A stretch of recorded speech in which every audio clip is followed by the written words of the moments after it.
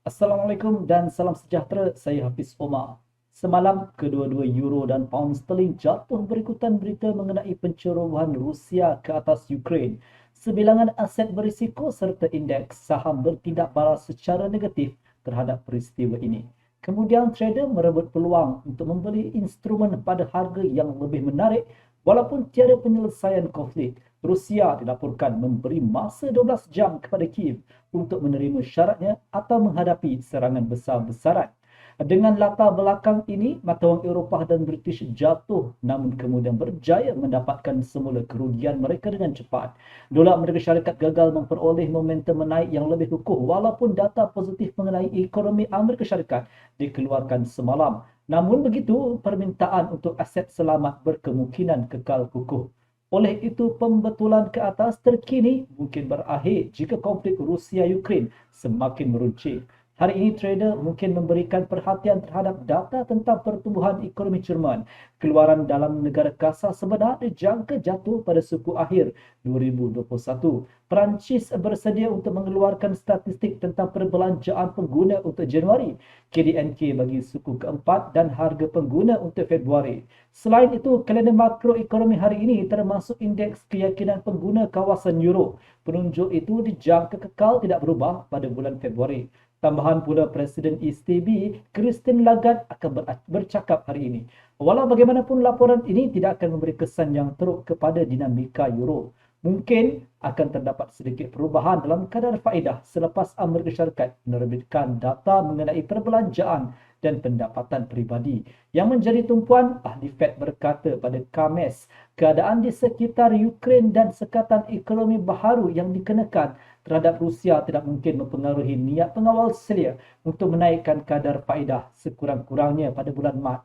Oleh itu, Rizal Persekutuan Amerika Syarikat akan berpegang pada rancangan semasanya. Oleh itu, walaupun perbelanjaan pengguna Amerika Syarikat meningkat, ia hampir tidak akan menjejaskan pasaran.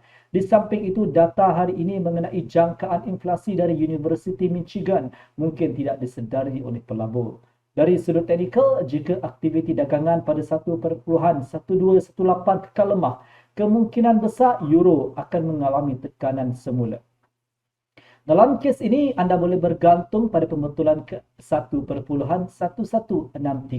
False record pada tahap ini akan mencipta isyarat beli dan euro akan berpeluang untuk meningkat di atas 1.1218. Sekiranya ketegangan geopolitik mereda jika Rusia dan Ukraine bersetuju untuk memulakan rundingan, jumlah pembelian akan meningkat.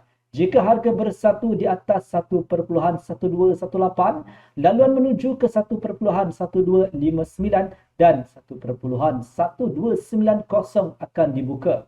Lebih-lebih lagi, euro mungkin akan dapat kembali ke 1.1325. Oleh itu, penjualan di 1.1259 dan 1.1290 boleh dipertimbangkan hanya di tengah-tengah false breakout. Jika pembeli gagal untuk mengawal semula tanda 1.1163, pembelian akan relevan hanya selepas false breakout pada 1.1108 atau ketika rebound di 1.1070 dan 1.1034 dengan tujuan untuk mendapatkan pembetulan urus niaga harian 10 sehingga ke 15 pips. Sekarang mari kita lihat lebih dekat pada pound British. Semalam mata wang itu menjunam sebanyak 270 pips, tetapi kemudiannya berjaya mengurangkan kerugiannya dengan cepat. Pada masa ini kenaikan harga cuba mengawal 1.3417.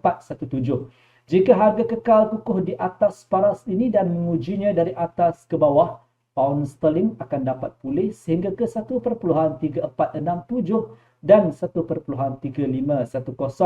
Sekali lagi dengan syarat ketegangan antara Ukraine dan Rusia reda. Jika tidak, jika harga kembali di bawah 1.3417, pound British akan berada di bawah tekanan menurun yang lebih kuat.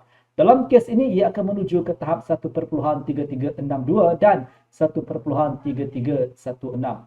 Pada tanda 1.3316 terdapat kemungkinan untuk membuat pembelian ketika rebound. Pembelian di 1.3362 disyorkan hanya di tengah-tengah false breakout kerana reaksi pasaran terhadap perkembangan geopolitik selanjutnya tidak dapat diramalkan. Jika harga meningkat, trader boleh mempertimbangkan pembelian di tengah-tengah false breakout di 1.3510 atau pada lantunan pada 1.3542 bergantung pada pembetulan urus niaga 25 sehingga ke 30 pips. Sekian video analisis dari saya Hafiz Omar.